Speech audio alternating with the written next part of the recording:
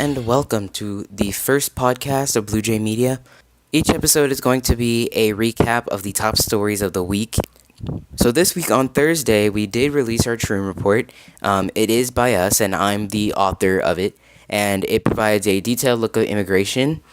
So it is structured with an overview of immigration, legal versus illegal immigration, and immigration on the economy.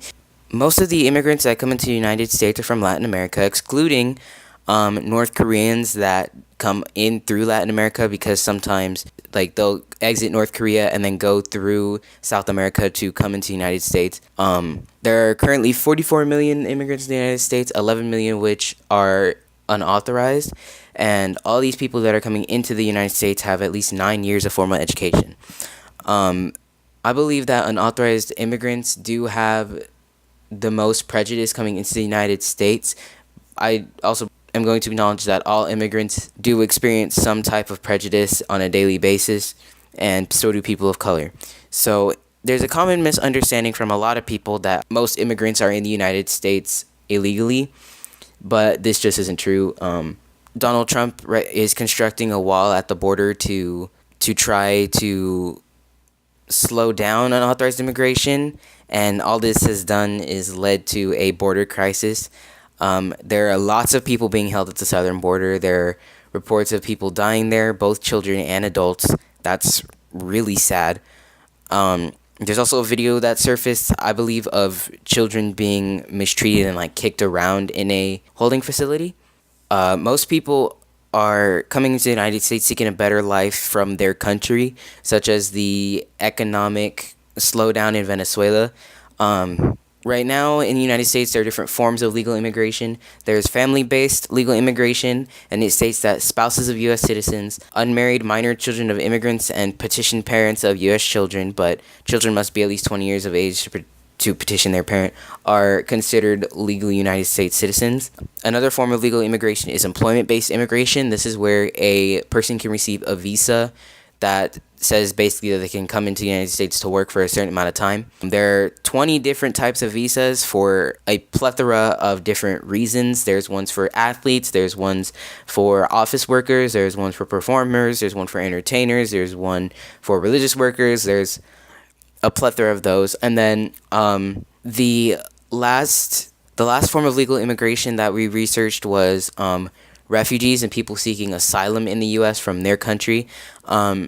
Refugees are usually admitted to the United States if they can't return to their home countries under a fear of persecution for their religious beliefs or their race or whatever. Every year, the president has to consult Congress in finding out how many refugees can be admitted to the United States. So unauthorized immigrants do have many difficulties while living and working and just going about daily life in the United States. Students can currently get into the United States school system with only a birth certificate and immunization records.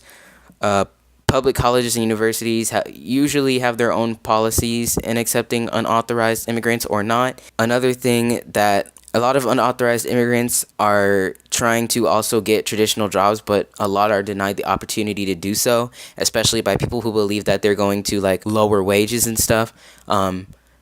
So because of that, over 20% of business owners were immigrants as of 2016, and unauthorized business owners usually work and get paid under the table, usually accepting their payments in cash only. Sometimes they will do stuff like open bank accounts, but it's not often because you do have to have a lot of identity checks and information checks. So of course, people who are coming into the United States, they're wanting jobs. Obviously, that affects the number of jobs that are available in the United States. Some people will say that they're taking jobs, but there's a lot of these people, at least that I've come across, are either retired or unemployed, and they're using it as an excuse why they don't have a job. This is a personal opinion again, but just because someone has the job maybe that you want doesn't mean that you should say that that person's necessarily taking your job. Currently, immigrants are positively viewed for economic growth reasons. It increases the United States GDP as more people are working in the United States, and the economy has more potential for